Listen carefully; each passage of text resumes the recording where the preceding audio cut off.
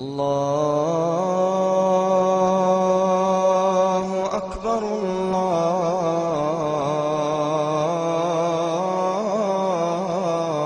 الله أكبر. Comme chaque semaine, des jeunes gens viennent ici se convertir, une vingtaine par mois en moyenne.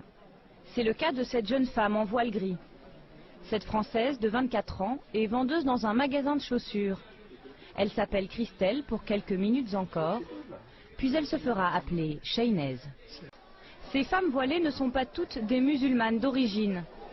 Près d'un tiers d'entre elles seraient des jeunes Françaises de culture catholique converties à l'islam, comme Fatima, notre promeneuse du quartier Saint-Michel.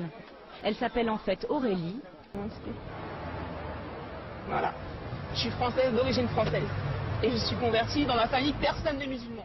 Comme chaque semaine, des jeunes gens viennent ici se convertir, une vingtaine par mois en moyenne.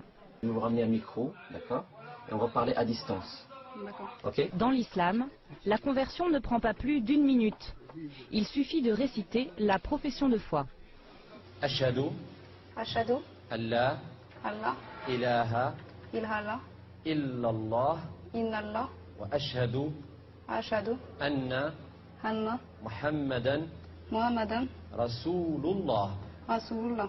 Masha'Allah. Quelles sont les raisons qui t'ont poussé à embrasser l'islam? Donc en fait, depuis toute petite, j'ai toujours cru en Dieu, mais n'ayant pas d'éducation religieuse à la maison, Oui. j'ai dû faire mes propres recherches. Et jusqu'à présent, toutes les questions que j'ai pu me poser sur Dieu, il n'y a que l'islam où j'ai eu mes réponses en fait. Alhamdulillah. Masha'Allah. Elle a découvert le Coran. Alors j'ai reçu tout d'abord le Coran, c'est tout ce qu'on doit faire, pas faire. Tout est écrit dedans en fait.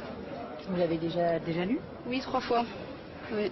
Une fois que j'ai terminé, je le relis, ainsi de suite. Je vais même vous dire une chose, vous êtes mieux que moi. Parce que vous venez de rentrer dans l'islam, tous vos péchés sont pardonnés. C'est comme si vous venez de naître. C'est comme si vous venez de naître.